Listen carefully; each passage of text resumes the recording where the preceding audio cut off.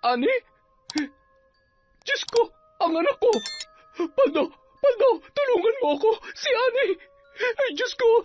Si Ani! Ang nakakaawa kong anak! Ano nangyari sa'yo? Sinong may kagagawan nito? Sinong pangas na gumawa nito sa'yo? Diyos ko, ang anak ko! Patawad! Patawad kung nahuli ako ng dating! Akong gumahasa sa nakababata mong kapatid. Ano naman ngayon? Wala kayong matibay na ebidensya para ipakulong ako. Saka, hindi nyo rin naman yun magagawa dahil mahirap lang kayo. Mga dukha. Walang-wala kayo sa aming pamilya. Kahit anong krimen ang gawin namin, malulusutan namin yon kasi mayaman kami. At higit sa lahat, makapangyarihan. Ani, lumaban ka, anak. Maaaring pipi ka, ngunit maaari ka pang lumaban. Anak, tuturuan kita kung paano mambarang. Simula ngayon, ang pambabarang ang magiging boses mo upang mailabas mo ang nasa saloobin mo. Ngayon, matitikman na nila ang sigaw ng ginahasang piping dalaga. Taon 1900. Antike, si Ani ay isang dalagita na isinilang na kailanman ay hindi nagkaroon ng boses upang ipahayag ang kanyang saloobin. Hindi man makapagsalita, ngunit masipag siya at may mabuting kalooban. Hindi rin maipagkakaila ang kakaiba niyang kagandahan. Maagang nawala ang ama ni Ani dahil sa sakit sa puso, kung kaya lumaki siya at ang kanyang nakatatandang kapatid na si Paldo sa pangangalaga ng kanilang nanay na si Aling Celia. Isang babae na kinatatakutan ng ilan sa kanilang lugar dahil sa kanyang pagiging mambabarang. Araw ng Sabado, kagaya ng nakagawian, 4:00 pa lang ng madaling araw ay nagising na si Ani at ang kanyang ina at maagang naghanda ng kanilang almusal. Si Ani ang naghugas ng pinagkainan noong nakalipas na gabi, samantala si Aling Celia naman ang nagsaing at nagluto ng ulam. Habang abala ang mag-ina sa kanilang ginagawa, mahimbing naman na natutulog si Paldo sa kanilang silid. Naglalaway pa ang lalaki at malakas ang paghilik na tila mahimbing ang pagkakatulog.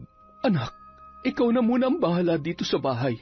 Pupunta muna ako sa tindahan ni Manding. Bibili lamang ako ng kape, ha? Tumango na lamang si Ani dahil sa tinuran ng kanyang ina. Nung mga sandaling yon, nasa bakuran sila. Kaagad siyang sumenyas sa ina na mag-iingat yon. Napangiti si Aling Celia sa kanya marahan na niyakap ang dalagang anak. 18 taong gulang si Ani, hindi man ito nakapagsasalita, ngunit marunong siya ng sign language. Sige na, anak. Pumasok ka na sa loob. Aalis na muna ako. Tumango at ngumiti ang dalaga. Matapos siyang halikan ni Aling Celia sa noo, ay kinuha nito ang pitaka sa bulsa, saka umalis. Nanatiling nakatayo si Ani sa kanyang pwesto at nakatingin sa papalayong bulto ng kanyang ina. Nang tuluyang mawala yon sa kanyang paningin, saka siya nagsimulang maglakad pabalik sa loob ng kanilang bahay. Nakakailang hakbang pa lamang si Ani nang makarinig siya ng mga boses na nagkukwentuhan at nagtatawanan. Napatigil siya at napasulyap kung saan yon nagmumula. Napangiti siya ng masulyapan ang 2 mga kalalakihan na papalapit sa kanyang kinaroroonan. O Ani, magandang umaga sa'yo. Nandiyan bang Kuya Paldo mo? Kaagad namang napatango si Ani dahil sa tanong na yun ni Ruben. Sumenyas pa siya sa 2 kalalakihan na pumasok na sa loob ng kanilang bahay. Ngumiti naman si Ruben dahil doon, saka siya lumapit sa dalaga at bahagya niya pang ginulo ang buhok ng babae. Hindi na nagulat si Ani dahil sa ginawang yon ni Ruben. Nakasanayan na rin kasi nila yon, kaya masasabi niya na normal na yon para sa kanila. Si Ruben ay matalik na kaibigan ng Kuya Paldo niya. Mas matanda ng kaunti ang lalaki ng ilang taon sa kanila. 25 taong gulang na si Ruben, samantalang nasa 22 taong gulang pa lamang ang kuya ni Annie na si Paldo. Samantala, ang dalaga naman ay 18 taong gulang pa lamang. Si Ruben ay nagmula sa mayamang pamilya. Ang pamilya nila ang nagmamay-ari ng pinakamalawak na palayan sa lugar na yon, at maliban doon, pamilya rin nila ang nagmamay-ari ng pabrika ng mga sapatos kung saan nagtatrabaho ang kanyang Kuya Paldo. Ang kasama namang lalaki ni Ruben ay si Jerome. Kagaya ni Ruben, nagmula rin yon sa mayamang pamilya. Mas angat nga lang ng kaunti sina Ruben, at mas matanda ng 3 taon si Jerome sa kanya. Nang makapasok sa loob ang tatlo, ay eksakto namang kalalabas lang ni Paldo sa kanilang silid. Pikit matang napahikab pa ang lalaki at napakamot sa bandang ibaba ng kanyang tiyan. Napatawa naman sina Ruben at Jerome dahil sa inasta ng kanilang kaibigan. Bahagya pang nagulat si Paldo nang marinig ang tawanan ng kanyang mga kabarkada. Ruben, Jerome, ang aga nyo naman yata. Ani, hindi mo man lang ako sinabihan na nandito pala tong mga to.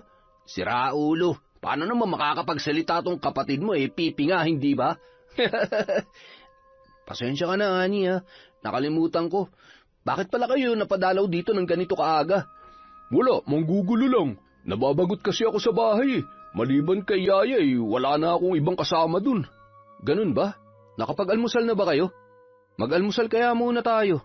Ani, sumabay ka na sa amin. Kumain na kami, tol. Dito na lang muna kami sa sala ni Jerome. Inosenteng napatingin lang sa 3 mga kalalakihan si Annie. Hindi niya maintindihan ang mga yon, ni hindi niya alam kung ano ba ang pinag-uusapan ng Kuya Paldo niya at ng kanyang mga kabarkada. Namalayan na lamang niya na hinihila na siya sa kamay ng kanyang kuya patungo sa hapagkainan. Halika na, kumain na tayo, Ani. Bahagya pang sumenya si Paldo sa kapatid para maintindihan nito ang kanyang sinasabi. Nang umagang yun, magkasabay na nag-almusal ang magkapatid. Nang matapos sila sa pag-aagahan, eksakto namang kababalik lamang ni Aling Celia. Mabuti naman at nakapag-almusal na kayo ng kapatid mo, Paldo. Nakalimutan ko kasi siyang bilinan kanina na mauna na kayong kumain at huwag niyo na akong hintayin. Opo, Inay. San pala galing tong mga gulay niyo? Dun kay Mang Kanor. Ibinigay niya yan sa akin. Ganun ba? Sa sala na muna ako, Nay, ha? Nandun kasi sina Ruben at Jerome. Nung mga sandaling yon, tahimik na nakikinig ang 2 lalaki ng drama sa debateryang radyo. Habang nakikinig sa drama sa radyo, ay palihim na pinagmamasdan ni Ruben ang kapatid ni Paldo na si Annie. Mukhang napansin din yun ni Jerome dahil bahagya pa niyang siniko ang lalaki at nakangising inaasar. Anong tingin yan, Ruben, ha? Huwag mo sabihing natitipuhan mo yung piping yan. Ano man pinagsasasabi mo dyan, Jerome? Bakit naman ako magkakagusto sa taong mahirap at hindi makapagsalita? Mag-isip-isip ka nga. Sus, aminin mo na, tol. Alam naman nating dalawa na kahit pipi si Annie ay hindi maitatanggim maganda siya at ganun din ang hubog ng katawan niya. Sira ulo. Pasensya na, natagalan ako. Anong pinag-uusapan niyo? Wala. Ano, gusto mo bang sumama sa amin ngayon, Paldo? Saan niyo naman balak pumunta? Sa kabilang baryo, tambay tayo sa basketball court, magpapawis tayo. Kami lang pala, baka kasi mga muy bayabas ka na naman eh. Oy, biro lang yun ha. Ano, tara. Sige, tara. Medyo malapit lamang ang kabilang baryo, ngunit sumakay pa rin silang 3 sa dumaang tricycle. Kung si Paldo lamang ay magagawa niya yung lakarin, ngunit dahil mayaman ang kanyang mga kaibigan, sumakay na lamang sila. Habang nasa biyahe ay panay pa ang biruan ni na Jerome at Ruben, ngunit nananatiling walang imik si Paldo. Makaraan ang 10 minuto, nakarating na sila sa kabilang baryo. Ibinaba sila ng tricycle driver sa mismong harapan ng basketball court.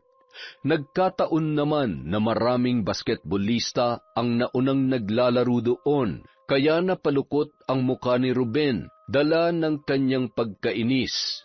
Hoy mga hampas lupa, umuwi na nga kayo't maligo. Ang babaho nyo, tingnan nyo nga yung mga kasuotan nyo. Ang babaduy, bakit hindi nyo kami gayahin ni Jerome? Ang ganda ng jersey namin at mamahali ng sapatos.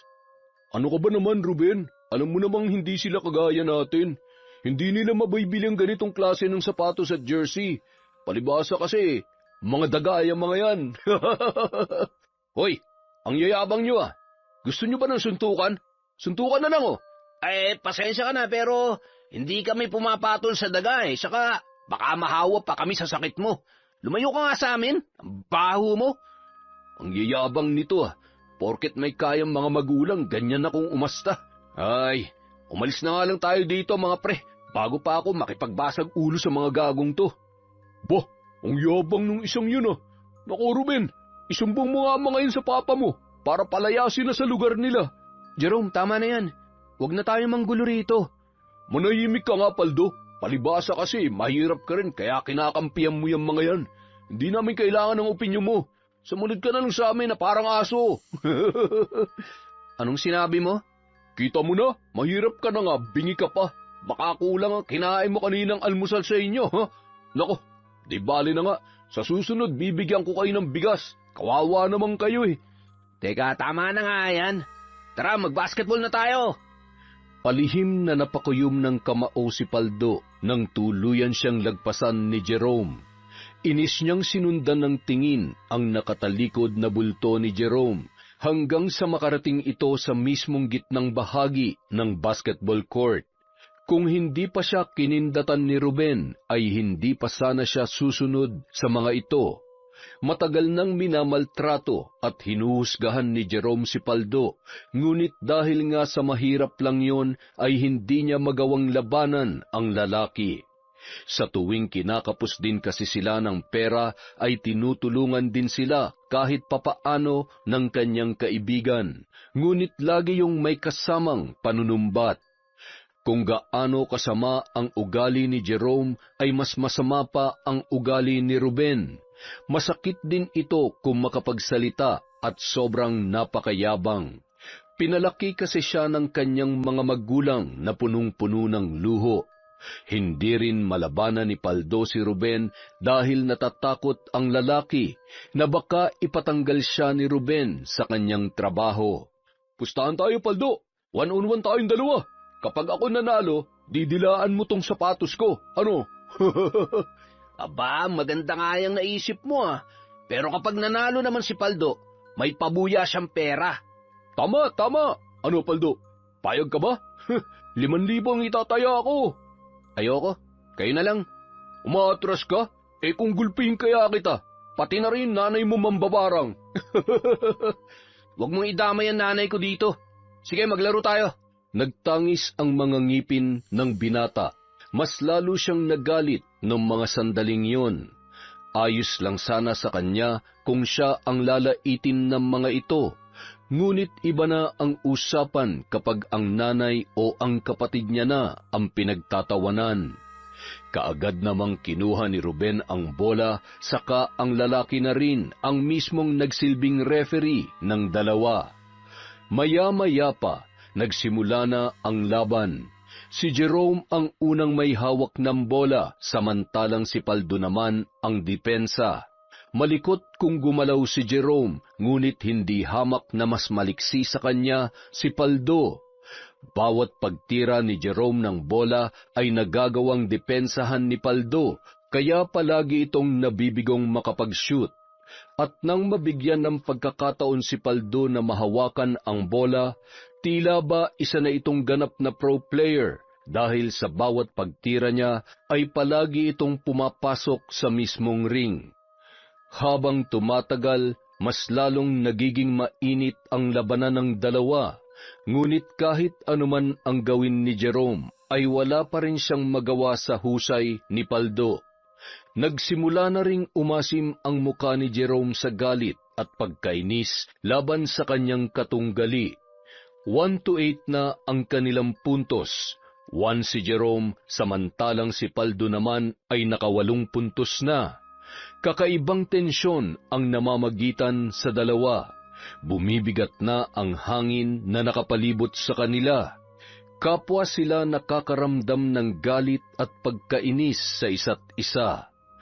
Nang mga sandaling yun, si Paldo pa rin ang may hawak ng bola. Nagtagis pa ang mga ngipin ni Jerome nang sikuhin niya si Paldo at sapilitang inagaw ang bolang hawak nito. Hindi pa nakontento si Jerome kaya sinikmuraan niya pa ang binata at sa halip na saring ipasok ang bola ay hinambalos niya yun sa muka ng kanyang kaibigan. Nagulat ang mga taong naroroon dahil sa ginawang yon ni Jerome. Bumagsak si Paldo sa sahig ng basketball court. Napahawak ito sa kanyang ulo. Sa sobrang lakas ng pagkakabato ni Jerome, pakiramdam niya ay para siyang tinamaan ng malaking bato sa kanyang muka.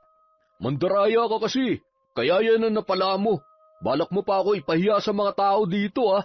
Ano bang pinagsasasabi mo, Jerome? Hindi ako nandadaya. Sinungaling ka. Bilis, dilaan mo sapatos ko. Hoy, Jerome, napakasama mo talaga. Porket mayaman ka, ginaganyan mo na si Paldo. Ikaw naman ang mandaraya. Mahiya ka nga. Ang dami nakakakita, oh. Manahimik kang hayop ka. Wala kang kwenta. O ano, Paldo? Didilaan mo pa ang sapatos ko o doon ako gaganti sa kapatid mong Pipi? Huwag mong idadamay si Ani rito. Hoy, Paldo, matuto kang lumugar, ha? Wala kang karapatang sigawan si Jerome. Mamaya mo, ipatanggal kita kay Papa sa trabaho. Nabigla ang lahat nang biglang lumapit si Paldo kay Jerome. Tinaasan pa siya ng kilay ng lalaki at sinenyasan siya nito na dilaan ang kanyang sapatos. Nanginginig na napakuyom ng kamao si Paldo, ngunit dahil sa natatakot siyang baka madamay ang kanyang kapatid at ang kanyang nanay ay wala siyang nagawa, kundi ang unti-unting lumuhod. Marami ang napasinghap at naggalit ng masaksihan na dinilaan ni Paldo ang suot na sapatos ni Jerome. Malakas namang napatawa ang dalawa dahil sa ginawang yon ni Paldo. Kaagad namang lumapit ang iba pang mga kalalakihan para sana ipagtanggol ang binata nang biglang napatayo si Paldo at hinarangan ang mga yon. Paldo, ano bang ginagawa mo? Hindi mo ba nakikita ipinapahiya ka na ng dalawang mokong na yun? Huwag kayong makialam, problema ko to. Hayaan mo na lang. Paldo, ayos lang ako. Huwag na kayong mag-alala. Kaya kong sarili ko. Kita mo na? Kaya naman pala ni Paldo ang sarili niya eh. Kaya, umalis na kayo rito. Ano, Jerome? Uwi na tayo? Baka nakarating na si Aya Maylay. May pinabili kasi ako sa kanya eh. Sige, tayo na. Paano, Paldo? Mauna na kami ha. Salamat pala sa paglinis mo sa sapatos ko. Sige, mag-iingat kayo. Bahagya pang sinuntok ni na Jerome at Ruben si Paldo sa balikat na ikinangwi ng lalaki. Nanatiling nakatayo si Paldo mula sa kanyang pwesto. Sinundan niya ng tingin ang nakatalikod na bulto ng dalawang kaibigan na papalayo na sa kanya. Nagtatawanan ang mga yon na tila ba walang nangyari.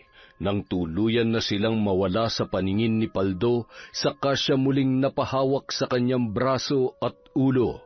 Pakiramdam niya ay may bumugbog sa kanya dahil sa sobrang sakit ng kanyang katawan. Paldo, matuto ka ring lumaban. Hindi sa lahat ng oras ay hahayaan mo silang apihin ka. Masasanay ang mga yan. Mga tarantado mga yan eh. Sige, Tol. Salamat ha. Malumanay na nagsimulang maglakad si Paldo papalayo sa basketball court. At mula roon, mag-isa niya yung nilakad pabalik sa kanilang baryo. Napaluhan na lamang si Paldo nang muling sumagi sa kanyang isipan ang mga nangyari. Hindi niya rin maiwasang magalit sa sarili dahil hindi man lang siya gumawa ng paraan upang ipagtanggol yun. Galit na galit siya, ngunit gustuhin man niyang lumaban ay hindi niya pa rin yun magagawa dahil sa takot na baka madamay ang kanyang nanay at ang kanyang kapatid na babae. Nang tuluyang makauwi si Paldo sa kanilang bahay, naabutan pa niya sina Nanay Celia at Ani na naglalaba ng damit sa kanilang bahay. Nakagawian na ng mga ito na sa labas maglaba upang maiwasang bumaha ng tubig sa loob ng kanilang bahay dahil ang sahig nila ay lupa lamang.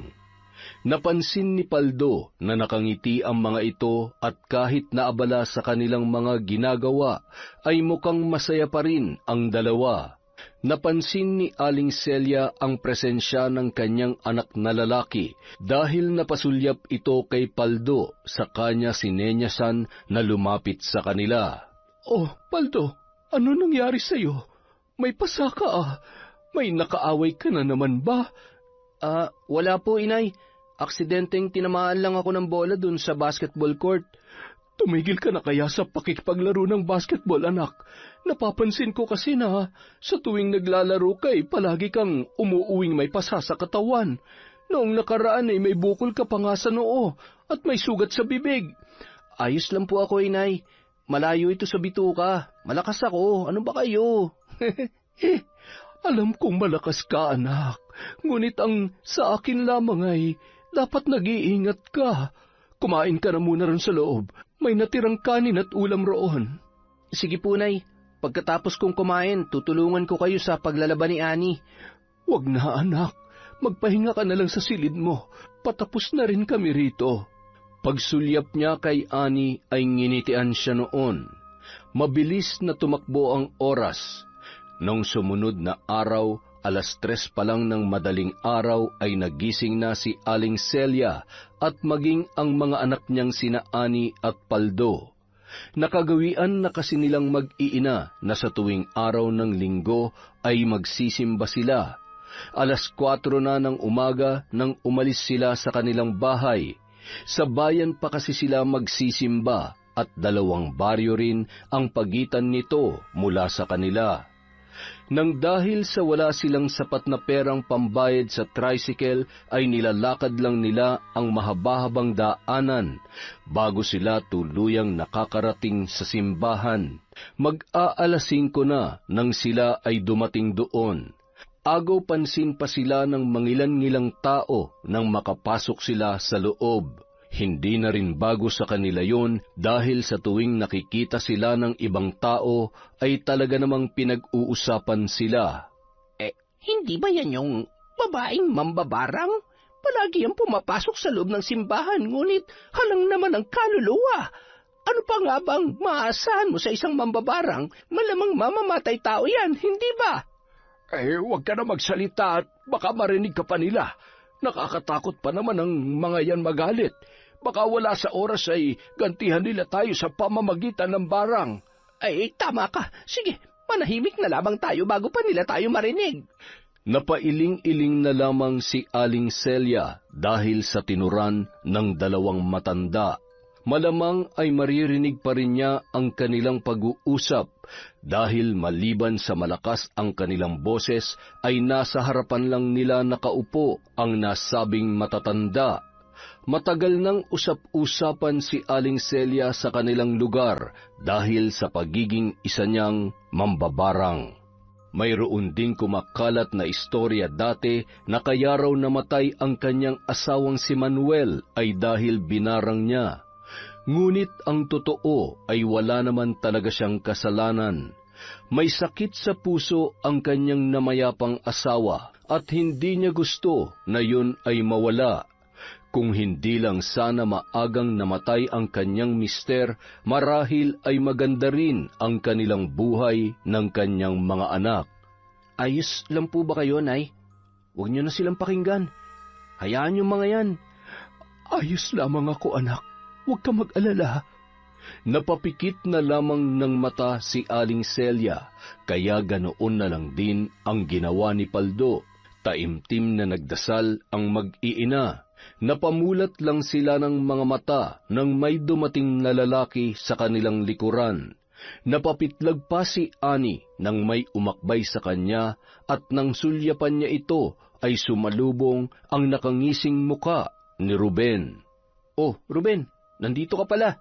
Oh, kanina pa ako rito. Nauna pa nga ako sa inyo eh. Nandun sila papa sa unahan. Ah, ganun ba? Nang matapos ang misa, sumabay sa kanila si Ruben sa paglabas. Huminto lang sila sa mismong harapan ng simbahan upang hintayin ang mga magulang ng binata. Mula sa malayo, natanaw ni Aling Celia ang mayamang mag-asawa na palabas ng simbahan. Sa kasuotan pa lamang ng mga ito ay malayong malayo na sa itsura nila. Mukhang galante ang dalawa at tila ba nagniningning dahil sa sobrang gara at ganda ng kanilang kasuotan. Magandang araw sa inyo, Doña Lai at Don Jericho. Ang gaganda naman ho ng mga damit ninyo at halatang mamahalin. Ruben, halika na. Umalis na tayo. Meron pa tayong papasyalan. Pa, hindi po ako sasama sa inyo. At bakit naman? Huwag mong sabihin pupunta ka na naman sa bahay niyang sina Celia. Natitiyak mo bang ligtas ka ron? Mawalang galang na po, Don Jericho. Mahirap lamang po kami, ngunit nasisiguro ko sa inyo na ligtas sa amin si Ruben. Mabuti sana kung mahirap lang kayo. Ang problema ay, hindi ba isa kang mambabarang? Saka paano kung yung mga alaga mong insekto kumapit sa balat ng anak ko? Don Jericho, wala ho kaming... Manahimik ka, babae. Kilala kita. At huwag kang sumabad sa usapan namin mag-ama dahil isang hamak ka lamang na hampas lupa. Nay, tama na po. Hayaan na lang po natin sila. O paano, Paldo? Alis na kami, ha? Sige, ingat na lamang kayo. Hay nako, anak. Bakit pa ang hiling mong lumapit sa mga hampas lupang yan? Nako, paano kung magkasakit ka? Kakalapit mo sa kanila. Hindi mo alam kung naliligo ba ang mga yan. Halika na. Pagkapasok mo sa sasakyan, mag-alkohol ka kaagad. Ay, opo, sige po, ma. Palihim na napaismid si Aling Celia. Dati pa naman ay nayayabangan na talaga siya sa mga magulang ni Ruben. Kung siya lang sana ang masusunod ay hindi niya pagtatrabahuhin ang kanyang anak na si Paldo sa pabrika nila Ruben. Ngunit dahil kapos sila ay wala siyang magawa, kundi hayaan na lamang at magtiis. Nang tuluyan ng makaalis sina Ruben, saka sinenyasan ni Aling Celia si Annie na kung ano raw ba ang gusto nitong gawin. Araw naman ng linggo kaya binabalak ni Aling Celia na mamasyal muna sila. Kapag ipinagpabukas kasi nila ay magiging abala na naman sila sa kani-kanilang mga trabaho. Nay, mabuti pa pumunta tayo kina Tiyo Tomas. Sa pagkakaalam ko kasi ngayong araw ang ani nila ng mais. Ay sige, pwede na rin at para naman makadalaw tayo sa tiyo mo. Kaagad namang sumenya si Annie na gusto niya ring sumama at nagpakyut pa yon kaya napatawa si Aling Celia. Bahagya niyang ginulo ang buhok ni Annie sa kanya niyakap ang kanyang dalawang anak. Oo naman, siyempre sasama ka, Annie. Tara na, tulungan natin ang Tiyo Tomas ninyo sa pag-aani ng mga mais. Si Tomas ang nakatatandang kapatid ng asawa ni Aling Celia. May katandaan na ang nasabing lalaki, ngunit wala itong pamilya. Nag-iisa lamang yon sa buhay. Hindi kagaya ni Aling Celia ay may kaya naman kahit papaano si Tiyo Tomas. Medyo strikto nga lang ang lalaki, ngunit ilang beses na rin silang tinulungan noon. Mula sa bayan ay tinahak ng mag-iina ang daan patungo sa kabundukan. Sa bundok kasi naninirahan si Mang Tomas dahil sa kagustuhan nito na payapa ang lugar. Isa pa, sakitin kasi ang lalaki kaya para sa kanya ay mas maganda ang manirahan sa kabundukan dahil maliban sa sariwang hangin ay sariwa rin ang mga pagkain. May kalawakan ang bukid na inaasikaso ni Mang Tomas. Hindi siya ang nagtatanim doon, kundi kumukuha siya ng mga tao na pwedeng upahan para magtanim sa kanya. Isa na si Paldo sa tumutulong sa matanda sa pagtatanim. Nang makarating sa bukid sina Aling Celia, ay agad nilang nasulyapan ang maliit na kubo ng matandang lalaki. Tuwang-tuwa pa si Annie nang makita niya si Mang Tomas na nakaupo sa duyan nito. Kaagad na tumakbo ang dalaga palapit sa kanyang tiyuhin. Sa dalawang magkakapatid, si Annie ang pinakamalapit kay Mang Tomas. O Celia, napadaan kayo. Sabi kasi ni Paldo na ngayong araw daw kayo mag-aani ng mais. Balak sana ng mga bata na tumulong. Ay nako, hindi pa ngayon. Sa Miyerkules pa. Ay, ganoon po ba? Pasensya na po, Nay. Akala ko kasi ngayon yun eh. Sa Miyerkules pa po pala. Nakapag-agahan na ba kayo? Pumasok muna kayo sa loob ng kubo ko. Tamang-tama, nagluto ako kanina ng nilagang saging. Ipagtitimpla ko rin kayo ng kape. Tulungan ko na po kayo, Tiyo. Ani, halika rito. Sige, halika kayo. Pumasok kayo sa loob. May natira pa akong kanin riyan. Baka gusto nyo rin kumain. Ito bagoong. Masarap tong ipari sa saging, Nay. May pagka-istrikto man si Mang Tomas, ngunit hindi maitatanggi na may mabuting kalooban pa rin siya, lalo na sa kanyang mga pamangkin. At dahil hindi naman pala araw ng kanilang pag-aani ng mais, napagpasyahan na lamang ng mag-iina na manatili muna sila sa kubo ni Mang Tomas at makipagkwentuhan. Sa sobrang pagkalibang ng mga bata, hindi man lamang nila namalayan ang mabilis na pagtakbo ng oras. Pasado 3:30 na ng hapon nang magpaalam sila kay Mang Tomas para umuwi. Pinadalhan pa sila ng matandang lalaki ng suka na gawa sa tuba, na siyang paborito ng dalagang si Annie.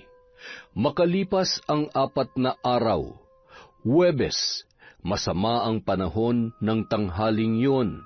Makulimlim ang kalangitan at malakas ang hangin na tila ba nagbabadyang bumuhos ang napakalakas na ulan. Nang mga sandaling yun, nasa sala sina Ruben, Jerome at Paldo.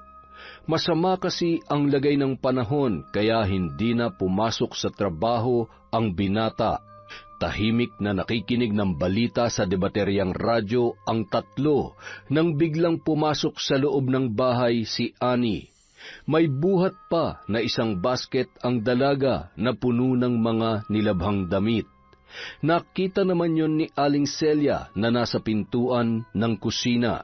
Paldo, pakitulungan mo nga yung kapatid mo sa pagbuhat ng basket. Alam mo namang mabigat yan. Ay, pasensya na po, Nay. Nalibang kasi ako sa pakikinig ng balita sa radyo. Akin na yan, Ani. Ako na magdadala sa kwarto.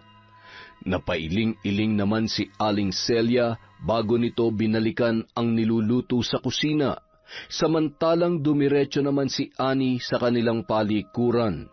Sina Jerome at Ruben naman ay nasa sala pa rin, ngunit palihim na nakamasid si Ruben kay Annie. Sinundan din niya ng tingin ng dalaga nang pumasok ito sa kanilang banyo. Sinulyapan pa ni Ruben si Jerome na nakasandal sa dingding at doon lang niya napansin na nakapikit pala ang mga mata ng lalaki. Sunod-sunod na napalunok si Ruben nang marinig ang pagdaloy ng tubig sa loob ng banyo nila Paldo. May kaliitan ang bahay na yon, kaya ilang metro lang din ang layo ng banyo nila mula sa sala. Maya-maya pa, hindi na nakatiis si Ruben. Dahan-dahan siyang napatayo mula sa kanyang kinauupuan. Naging maingat siya sa pagkilos upang hindi makalikha ng anumang ingay at upang hindi magising si Jerome. Nung mga sandaling yun ay biglang bumuhos na rin ang napakalakas na ulan. Nagtagumpay si Ruben sa kanyang binabalak. Nakarating siya sa harapan ng banyo na walang balakid. Gawa sa kawayan ang banyo nila Paldo at meron yung mga kakaunting siwang. Mula sa maliit na siwang ay palihim na napasilip roon si Ruben. Tila ba nabuhayan siya ng dugo nang masilip doon si Annie na wala ng saplot ang buong katawan. Walang kamalay-malay ang dalaga na binobosohan pala siya ng lalaki. Sunod-sunod ang pagkakalunok ni Ruben. Napaayos siya ng pagkakatayo at napahawak sa kanyang dibdib. Pakiramdam niya anumang oras ay mawawala na siya sa kanyang sarili dahil sa sobrang init na kanyang nararamdaman. Akmang bubuksan na sana ni Ruben ang pintuan ng banyo nang biglang may nagsalita sa kanyang likuran. Ruben, anong ginagawa mo dyan? Binobosohan mo bang kapatid ko? Paldo? Ha? Hindi Nagmamadali na kasi ako. Tinatawag na ako ng kalikasan kaya hindi ko na namalayan na nandyan pala ang kapatid mo. Pasensya na. Ayos lang. Teka, paanong hindi mo namalayan na pumasok ditong kapatid ko? Nakatulog ka rin ba, Ruben? Ha? Anong ibig mo sabihin? Kung nakatulog ka rin ba, si Jerome kasi tulog Naghihilik pa nga Oo. Kagigising ko nga lang Malamig kasi ang panahon. Masarap matulog. Kaya naman pala. Lalabas din yan maya-maya. Hintayin mo na lang. Pasensya ka na Hindi. Ayos lang. Kaagad na silang bumalik sa sala para maupo. Inakbayan pa ni Ruben si Jerome na ikinapitlag ng lalaki. Wala sa oras na nagising yon, kaya napatawa sina Ruben at Paldo. Inis na napakamot naman sa sarili niyang batok si Jerome dahil sa pagkakagulat. Pasensya ka na, pre, hindi ko sinasadya. Bakit ka kasi nakatulog? Anong oras na ba? Mukhang malakas ang ulan Anong oras kaya yan titila? 11:00 pa lang naman, pre.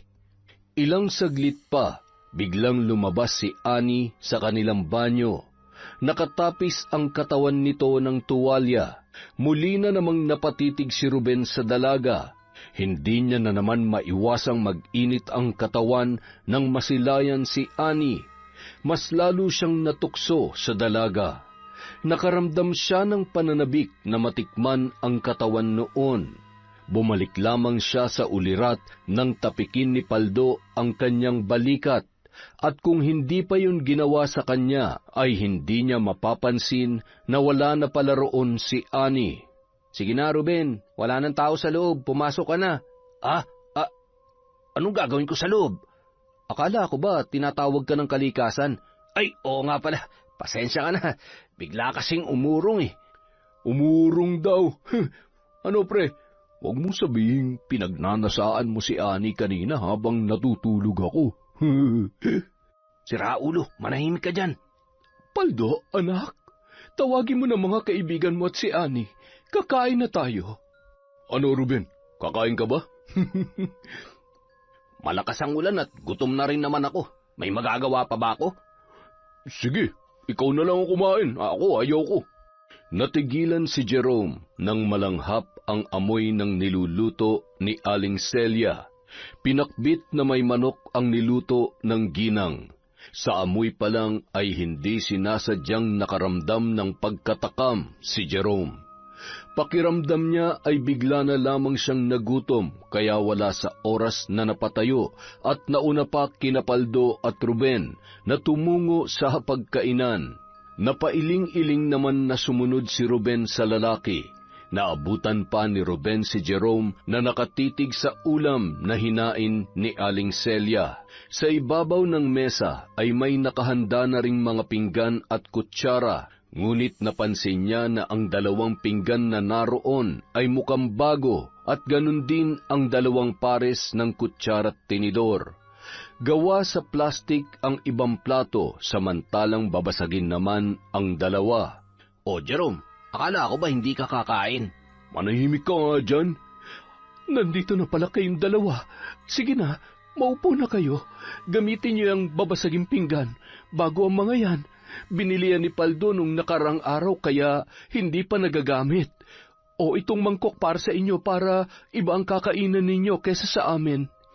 Kaagad namang naupo sina Ruben at Jerome. Maya-maya pa, dumating din sina Annie at Paldo.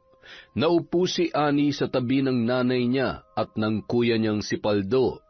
Magkatabi naman sa kabilang upuan sina Jerome at Ruben. Nanatiling nakatitig lang si Jerome sa pagkaing nasa kanilang harapan. Nagdadalawang isip ang lalaki kung kakain ba siya o hindi, ngunit dahil sa mabangong amoy ng putaheng nasa kanyang harapan, hindi na niya napigilan ang sarili, dahilan kaya kaagad siyang kumain. Muntikan pa siyang mabulunan dahil sa sobrang bilis ng kanyang pagsubo. Grabe, ang sarap mo pala magluto, Aling Celia. Mas masarap ka pa magluto kaysa sa yaya ko. Tinatamad kasi yung magluto lagi. Pero yung luto nyo, kakaiba to, ang sarap.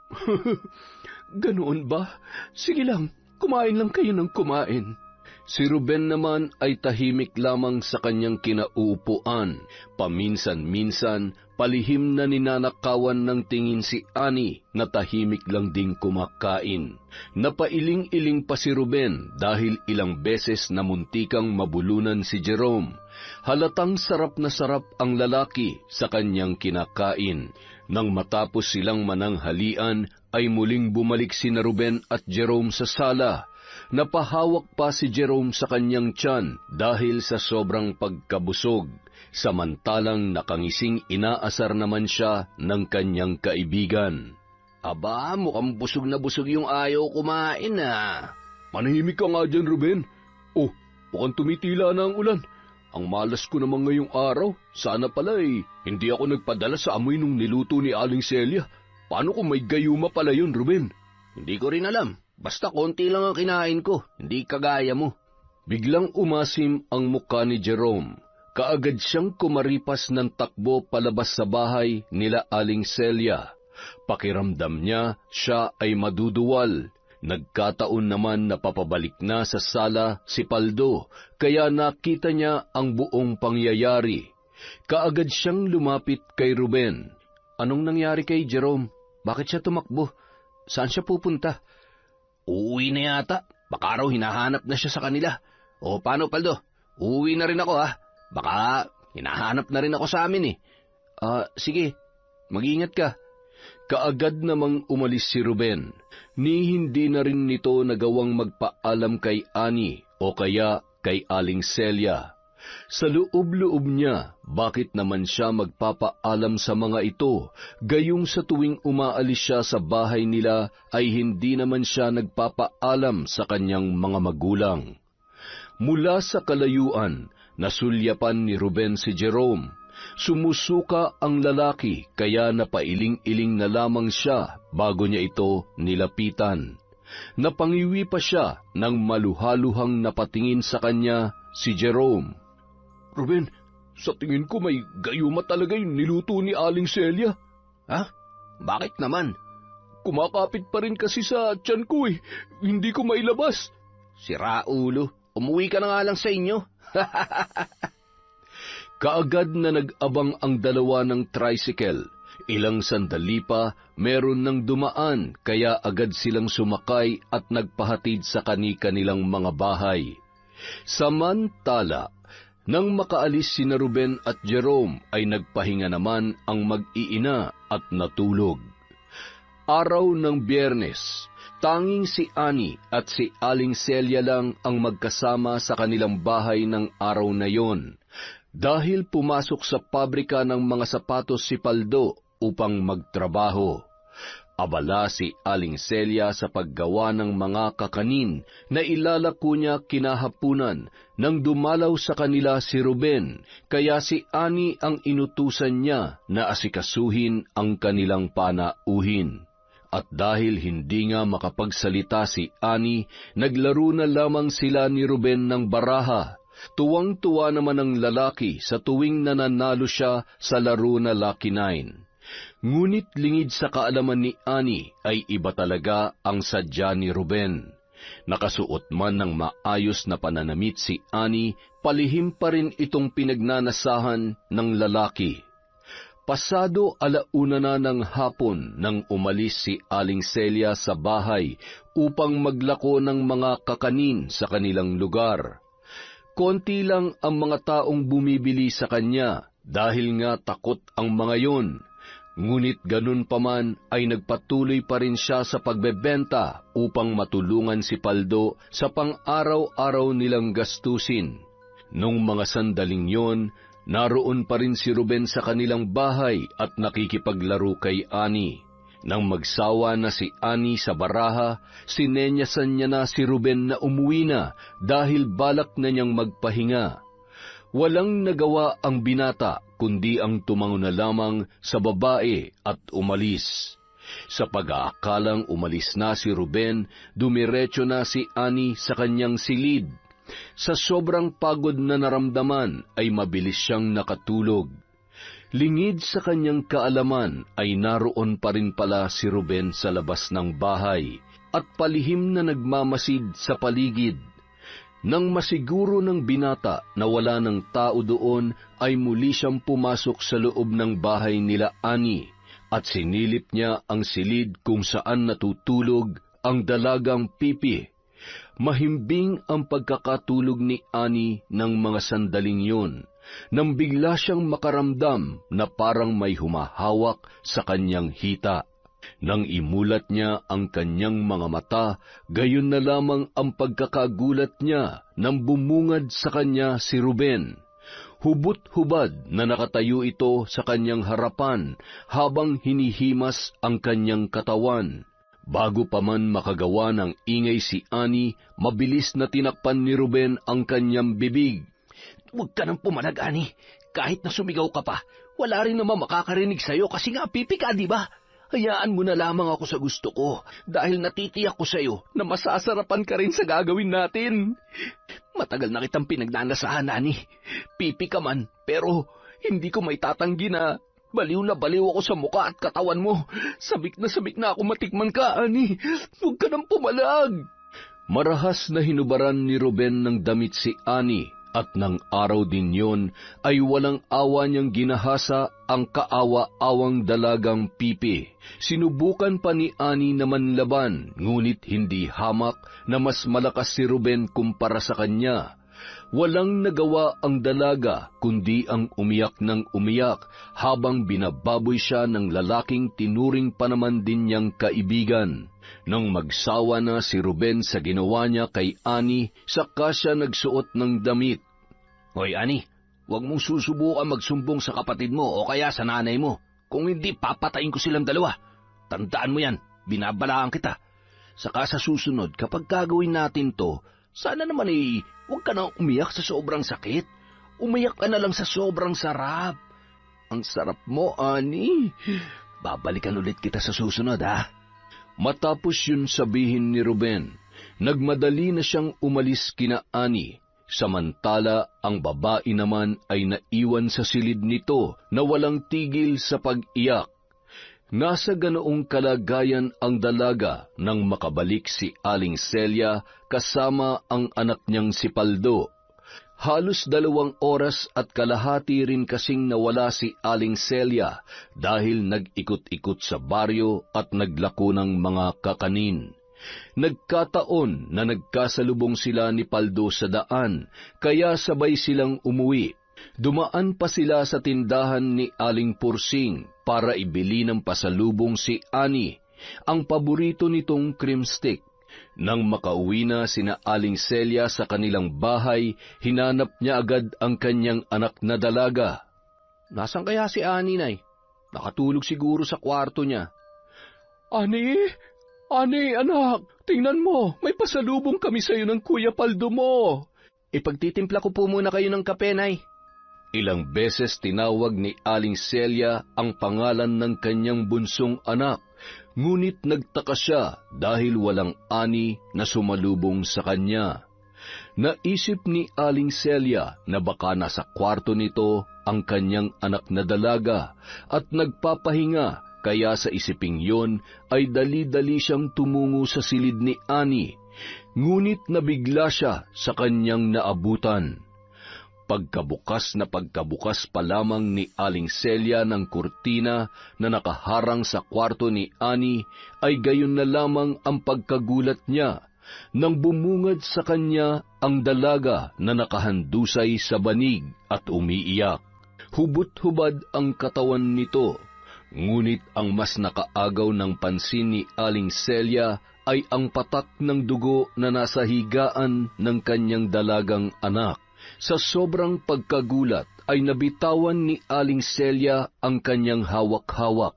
Agad siyang napatakbo papalapit kay Annie at napahikbing niyakap ng mahigpit ang anak na babae. Diyos ko po, Annie! Anak, ano nangyari sa'yo? Annie! Ay naku, Diyos ko, ang anak ko! Paldo! Paldo, tulungan mo ako! Si Annie! Annie! Ang kaawa-awa kong anak, ano nangyari sa'yo? Sino may kagagawa nito sa'yo? Sino mapangahas na gumahasa sa'yo? Ay naku, Diyos ko, ang anak ko! Patawad! Patawad kung nahuli ako ng dating! Nay? Ani, ano nangyari sa'yo? Nay, ano po nangyari? Hindi ko alam, Paldo. Bilis! Humingi ka ng tulong sa labas. Bibihisan ko munang kapatid mo. Dalhin natin siya sa pagamutan. Natatarantang napatakbo sa labas ang binata. Kaagad siyang nag-abang ng tricycle na kanilang masasakyan. Napahilamos pa si Paldo sa kanyang muka at galit na galit sa mga nangyari. Hindi niya maiwasang makaramdam ng pagkamuhi sa sinumang gumawa ng karahasang yon sa nag-iisa niyang kapatid. Nang hapon ding yon, sinugod nila si Annie sa pinakamalapit na pagamutan sa kanilang lugar. Balisa at iyak pa rin ng iyak ang dalaga. Kung hindi pa siya tinurukan ng pampakalma, ay hindi pa yon titigil sa kakaiyak. At dahil wala namang sapat na pera ang mag-ina, hindi rin sila nagtagal sa pagamutan. Mabigat man sa kalooban ng ginang, ay inuwi na nila si Annie. Anak, sino ba may gawa nito sa'yo? Bakit ayaw mong sabihin? Kailangan niyang pagbayaran ng ginawa niyang ito. Sunod-sunod na napailing si Annie at humagulgol na naman ng iyak. Kahit anong sabihin ni na Aling Celia at Paldo ay ayaw pa ring umamin ng dalaga kung sino ba ang taong gumahasa sa kanya. Ang pangyayaring yon ay nag-iwan ng matinding trauma kay Annie. Palagi itong nagkukulong sa kanyang silid at halos hindi makakain ng tama, kaya sapilitang napahinto si Aling Celia sa paglalako ng mga kakanin, upang mabantayan ang kanyang anak. Ilang beses din dumalaw sina Ruben at Jerome sa bahay nila Annie, ngunit maging ang mga ito ay ayaw tingnan man lang ang piping dalaga. Isang gabi, mahimbing na natutulog noon si Paldo nang makarinig siya ng mahinang ungol na nagmumula sa kwarto ng kapatid niya. Kaya agad na napabalikwas ng bangon ang binata at patakbong pumasok sa loob ng silid ng kanyang kapatid. Ngunit ganun na lamang ang galit niya nang maabutan niya si Annie na ginagahasa ng taong hindi niya inaasahang makita. Napatakbo si Paldo papalapit sa mga ito, sa kanya marahas na tinulak si Ruben. Dahil sa sobrang galit na kanyang naramdaman, mabilis at sunod-sunod na sinuntok ni Paldo si Ruben. Mukhang hindi yun napaghandaan ng binata dahil hindi ito nakapanlaban at mabilis na bumagsak. Hayop ka! Walang hiya ka! Bakit mo ginahasa ang kapatid ko? Isusumbong kita sa mga pulis. Ipapakulong kitang tarantado ka. Ipapakulong? Paano mo ako ipapakulong mga pulubi kayo? Napakadali kong gawa ng paraan na itanggi ang sinasabi mo. Mga dukha kayo. Kami mayaman. Kahit anong gawin naming krimen, makakalusot pa rin kami. Dahil may kaya ang pamilya namin at higit sa lahat, makapangyarihan. Napakasama mo. Papatayin kita. Ano nangyayari rito? Annie, anak! Ruben, gabing-gabi na bakit nandito ka? Ikaw ang gumahasa sa anak ko! Bago pa man muling makalapit si Paldo kay Ruben, ay mabilis yung tumayo, saka nito marahas na itinulak si Aling Celia at patakbong tumakas.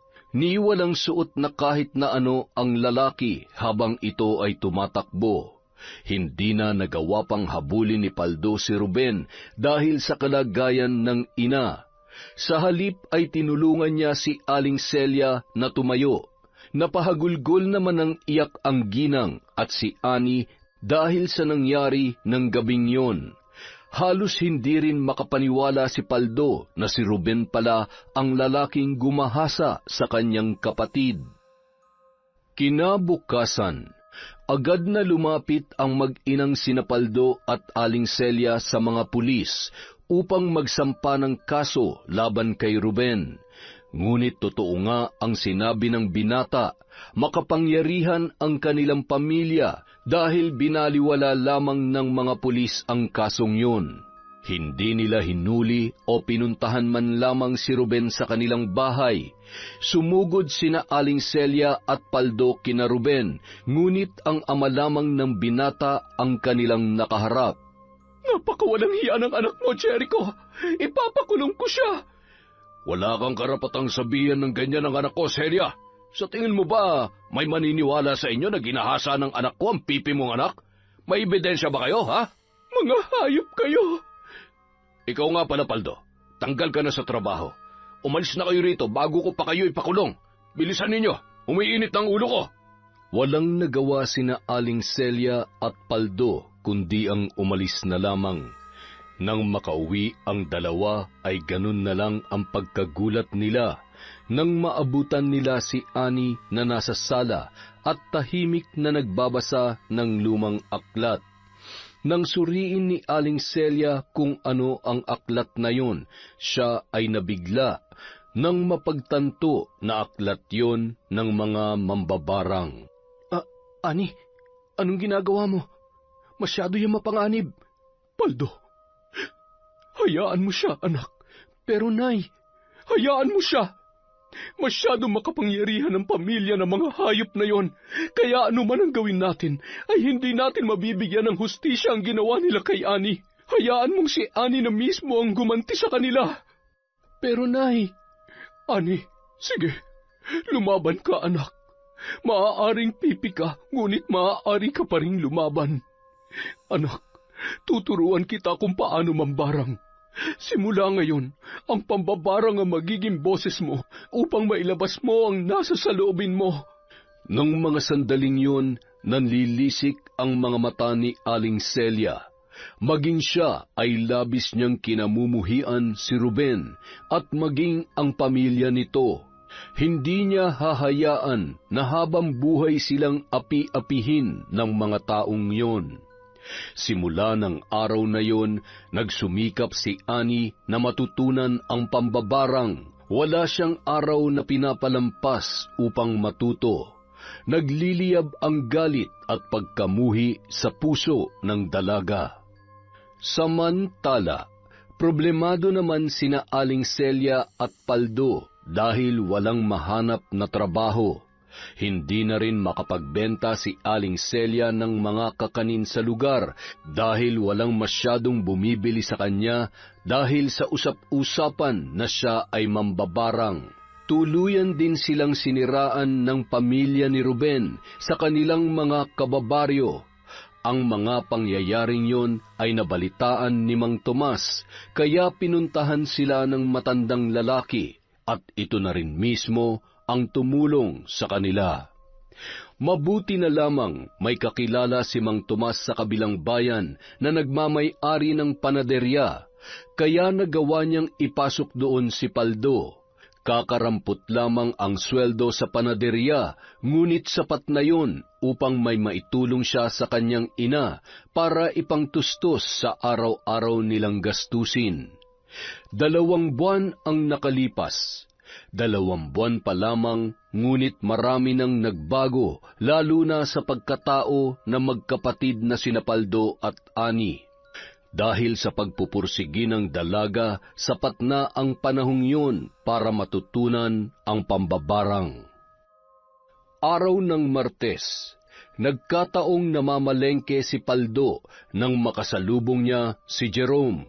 Simula kasi nang mangyari ang alitan nila ni Ruben, hindi na rin nakikipag-usap sa kanya ang binata. Nakangising nilapitan pa siya ni Jerome at tiningnan mula paa hanggang ulo. Hindi ka pa rin nagbabago, Paldo, ah. Hampas lupa ka pa rin. Ano naman sa'yo? Ang balita ko hindi nyo raw nagawang ipahuli yung taong gumahasa sa kapatid mo. Ano nga ba naman ang laban nyo pagdating sa mga kaso na yan? Mahirap kayo. Saka, buti nga may pumatol pa sa kapatid mo. Anong sabi mo? Tarantado ka, papatayin kita. Nanlilisik ang mga mata ni Paldo nang hilahin niya ang kwelyo ng damit ni Jerome. Nabitawan din nito ang dala niyang supot ng isda. Sunod-sunod niyang sinuntok ng malakas ang dating kaibigan. Mukhang hindi yun inaasahan ng lalaki dahil bahagyang namutla ang muka nito at nanginginig na napaatras papalayo sa kanya. Napuno ng hiyawan ang buong paligid. Kaagad na lumapit ang ilan sa mga kalalakihan at pinigilan ang dalawang lalaki, ngunit nakawala si Paldo sa pagkakahawak ng mga ito. Galit na galit ang binata, kaya sa halip na hayaang makaalis si Jerome, ay muli niya itong nilapitan at muling pinagsusuntok ng malakas hanggang sa ito ay mawalan ng malay. Yan ang bagay sa'yo! Napakasama mo! Humanda kayo ni Ruben. Pagbabayaran yun lahat ng mga kasalanan na gawa niyo sa akin at sa pamilya ko. Humanda kayo! Galit na galit ang binata. Simula nang may mangyari sa kapatid niya, ay malaki na rin ang kanyang pinagbago. Sinabi niya kasi sa kanyang sarili na gagawin niya ang lahat, maprotektahan lamang ang pinakamamahal niyang kapatid. Hindi na niya hahayaan na muli na namang maulit ang mga nangyari. At hindi niya rin hahayaan na patuloy siyang maltratuhin ng ibang tao. Kaagad na tinulak ni Paldo ang isa sa mga kalalakihan na sinubukan siyang pigilan. Muli niyang pinulot ang supot ng isda. Galit na inayos ang kanyang damit, saka siya umalis sa lugar na yon.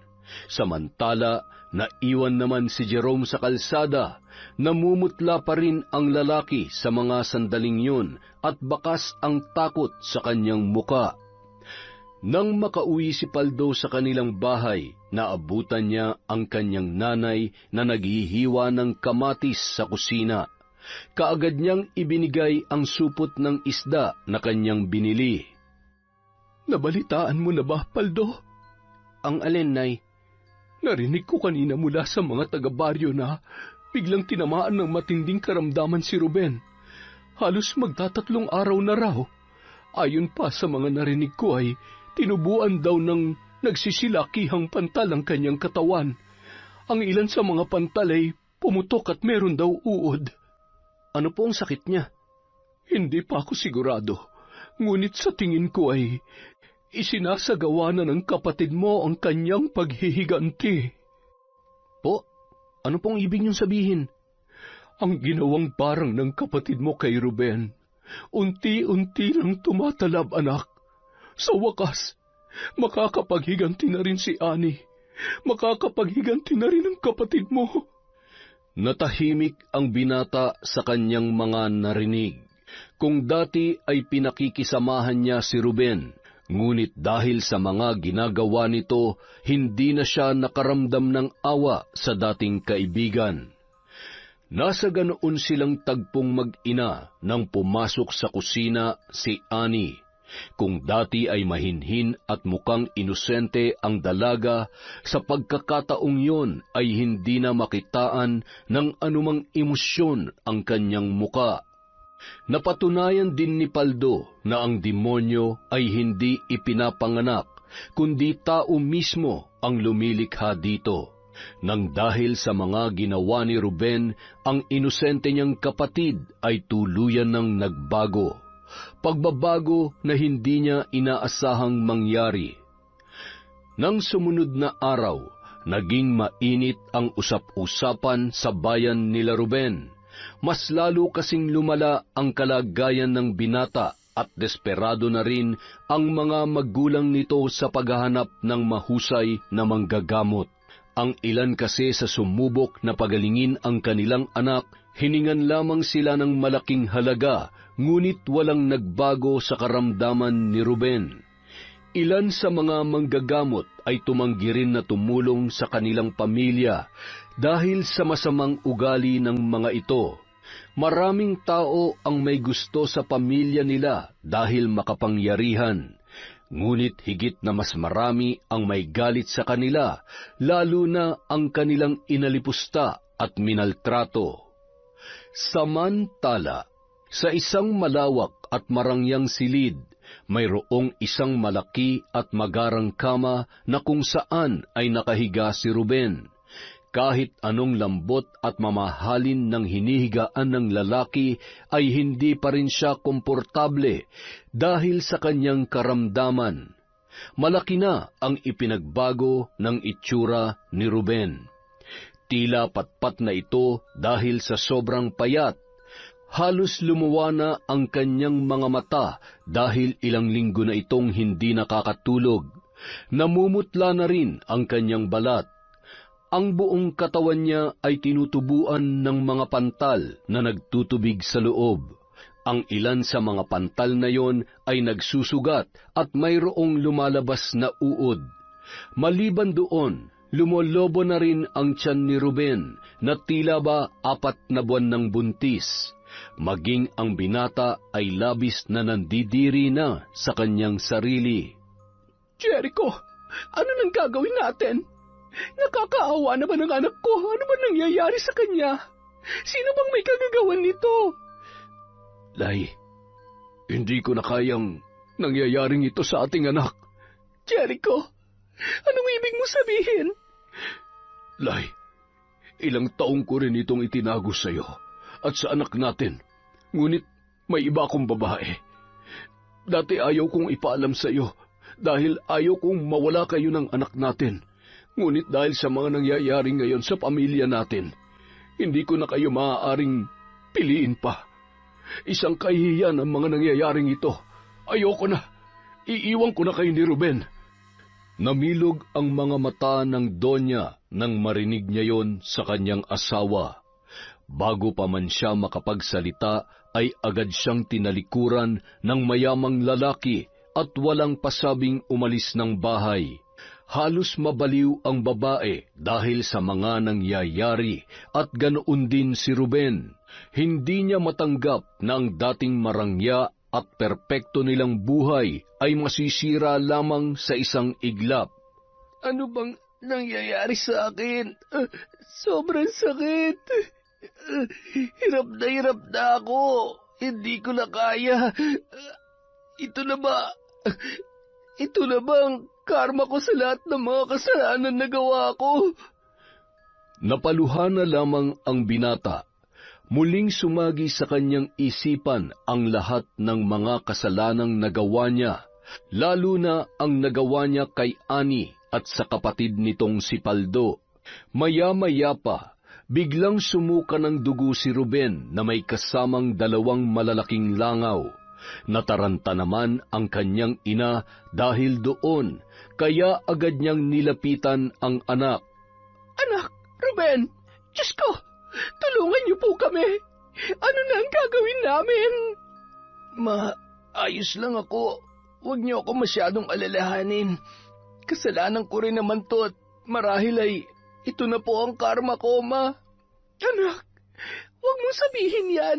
Lumaban ka. Para sa akin. Para sa atin. Hindi na nakapagsalita pa si Ruben.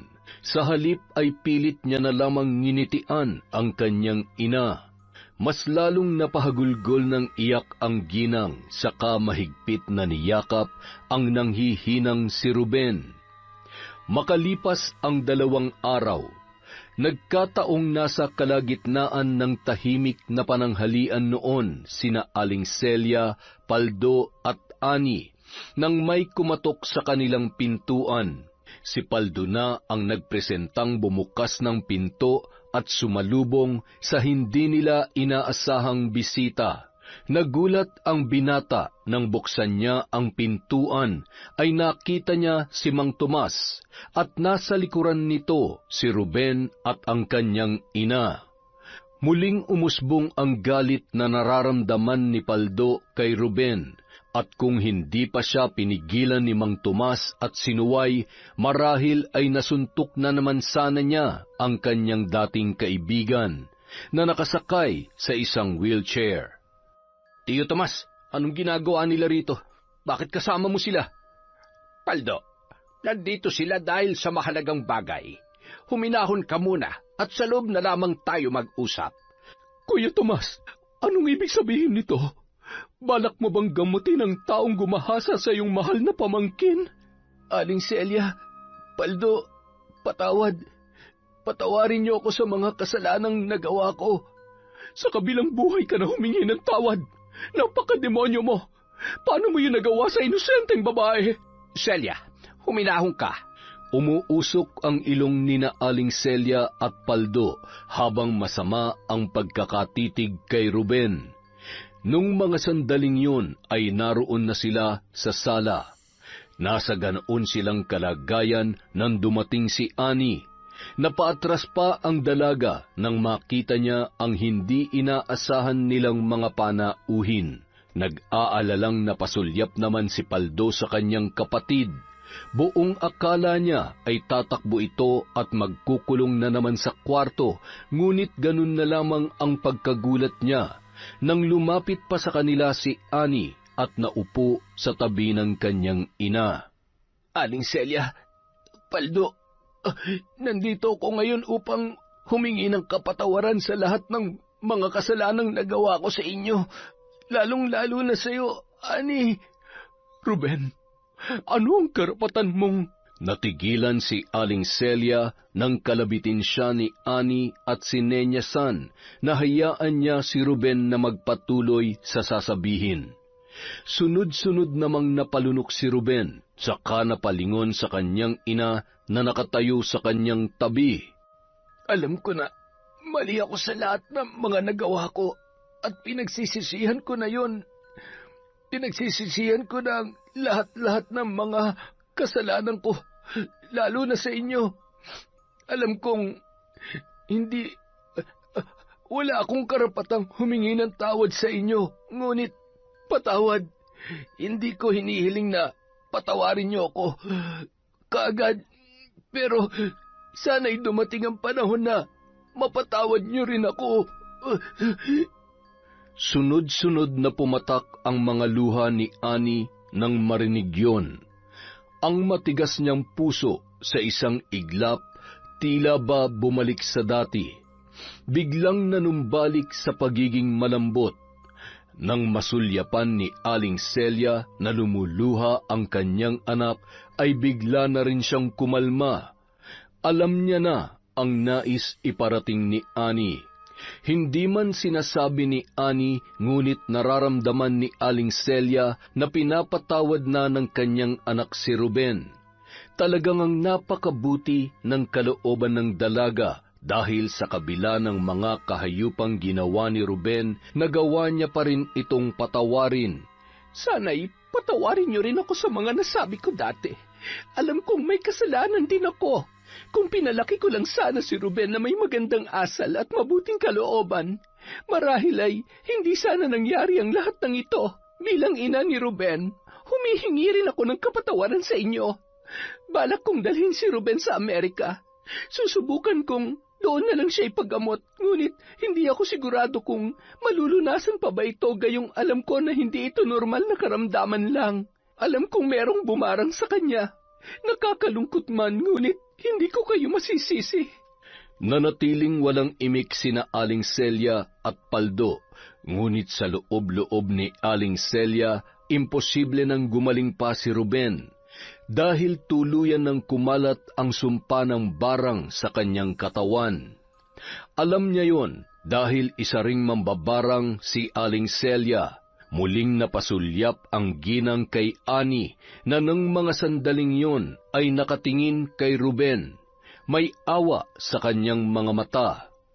Mukhang napansin ni Annie na nakatingin sa kanya ang kanyang ina, kaya binalingan din niya ito ng tingin.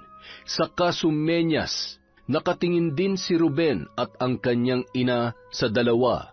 Hindi nila maintindihan kung ano ang ibig sabihin ng mga sinesenyas ni Annie.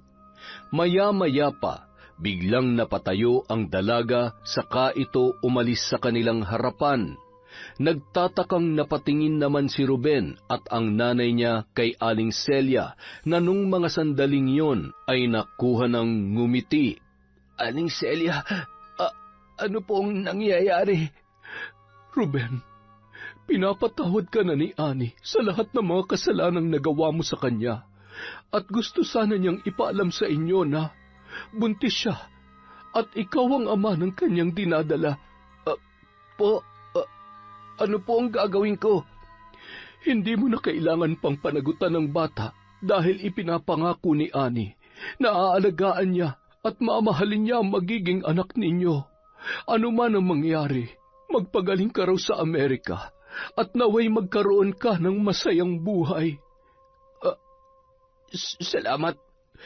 Maraming salamat po. Matapos ang pangyayaring yon, masayang umalis sina Ruben at ang kanyang ina.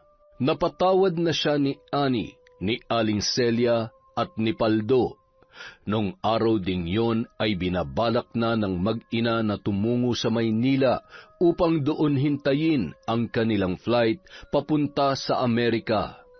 Subalit nang makarating sina Doña Lai at Ruben sa bahay nila ay biglang bumagsak si Ruben at sa pagkakataong yon ay alam na ni Ruben ang kanyang sasapitin. Napangiti si Ruben sa kanyang ina. Ma, patawad sa lahat ng problemang ibinigay ko sa inyo. Mahal na mahal ko po kayo. Anak, mahal na mahal ka rin ni Mama. Ruben, anak ko. Nung mga sandaling yon, tuluyan ng nalagutan ng hininga ang binata. Walang nagawa ang kanyang ina, kundi ang mahigpit na niyakap na lamang ang malamig na bangkay ng kanyang anak. Nakangiti siya, ngunit may namumuong butil ng luha sa kanyang mga mata. Anuman ang mapait na sinapit ng kanyang anak na si Ruben ay wala siyang sinisisi. Nabalitaan ng mga taga-baryo ang mapait na sinapit ng binata, ngunit ang alam lang nila ay namatay si Ruben dahil sa malubhang karamdaman. Hindi na ipinaalam ni Doña Lai na binarang ang kanyang anak. Dumalaw sa kanilang bahay si Aling Celia, maging ang dalawa nitong anak na sina Paldo at Annie. Samantala, hindi naman nagpakita sa lamay ng anak niya si Don Jericho, ni hindi sumipot kahit noong burol ng lalaki. Mukhang tuluyan ng kinalimutan ng mayamang ama ang kanyang mag-ina. Maging si Jerome, na matalik na kaibigan ni Ruben, ay hindi rin nagpakita o nagparamdam man lamang. Makalipas ang ilang buwan, nanganak na si Annie ng isang malusog na lalaki. Kamukhang kamukha ni Ruben ang sanggol, kaya pinangalanan niya itong Ruben Jr. Nang manganak si Annie ay nandoon din si Doña Lai at sa katunayan ang mayamang babae rin mismo ang nagbayad ng bills sa ospital. Annie, tanggapin mo sana itong pera. Huwag mo itong tatanggihan. Kay Ruben ang lahat ng ito, pero ngayon para na ito sa kanyang anak. Gamitin mo yan para sa pag-aaral niya. Siya nga pala, sa makalaway aalis na ako rito sa atin. Sa Maynila na ako maninirahan. Masyado na kasing nakakalungkot ang lugar na ito para sa akin. Salamat po sa tulong ninyo. Mag-iingat po kayo. Yun na rin ang huling beses na muli pa nilang nakita ang ina ni Ruben. Simula nang makaalis ang mayamang babae ay hindi na rin ito muli pang nagbalik. Maging ang mga ari-arian na naiwan nila ay tuluyan niya na ring inabandona. Kagaya ng ipinangako ni Annie kay Ruben, inalagaan at minahal niya ang anak nito. Marahil ay bunga ng karahasan ang bata, subalit alam ni Annie at ng kanyang pamilya na walang kasalanan yon sa naganap na karahasan. Napatawad na rin naman niya si Ruben, kaya wala ng dahilan upang magkaroon siya ng galit sa kahit na sino man. Yon! Maraming salamat po sa pagtsatsaga ulit sa Kwentong Enteng. Para po sa shoutout, sa susunod po uli natin na video. Mag-iipon lang po tayo. Kung hindi man kayo nabanggit dati, sa susunod, mababanggit po ang inyong pangalan. Maraming salamat po mula sa Kwentong Enteng.